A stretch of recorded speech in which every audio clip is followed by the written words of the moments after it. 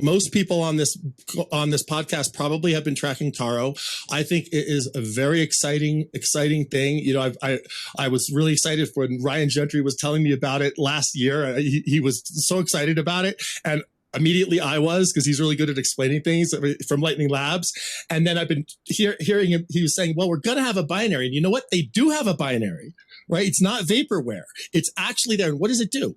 It allows you for the first time to issue an asset that is not Bitcoin on the Bitcoin network. So I think what you're going to see very soon, a very logical first step. I actually have been approached Circle about doing this, being one of the first to do this. We may do it at the conference. Is you can take, for instance, USDC, the stable coin, and you can wrap it in a Taro asset. Yeah. So all of a sudden now you can flip the whole narrative of like you basically. The utility of these other networks for transacting these tokens is inferior to the utility of Lightning. Lightning is a superior way, faster, more scalable, less centralized. And there's many things about it that are better, I believe.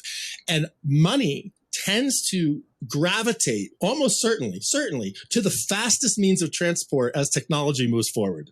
If there's a new way to move money, guess what? The money's going to go that way, because being able to move money quick is super important. And so I think that what we could see, I have a vision for the Lightning Network, that the Lightning Network's one of its major uses could be that it becomes a sort of Swift network, like the Swift messaging network with banks across all these other chains.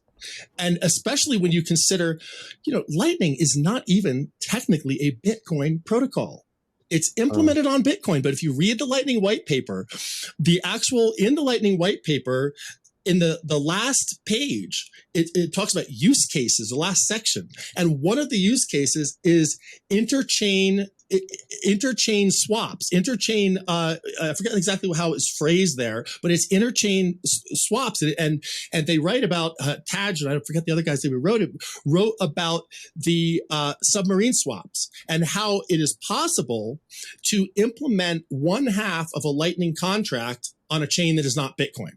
Because a Lightning contract is called an HTLC, right? A hash time lock contract.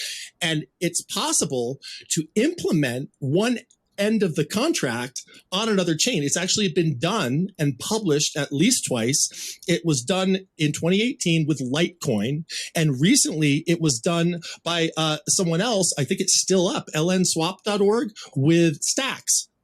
And he's doing trustless, non-custodial swaps. Now, we're not using that technology right now because they're slow. Right now, the way he's doing it, it has to confirm on the main chain. But there is this ability for Lightning to essentially be implemented, possibly even actually implemented, like the full thing of other nodes. But even without that, even just being able to do trustless swaps, and even the kind of swaps that I'm doing, which are the sort of vending machine custodial swaps, Lightning all of a sudden can become a very good way for moving all of these assets around, particularly these stable coins.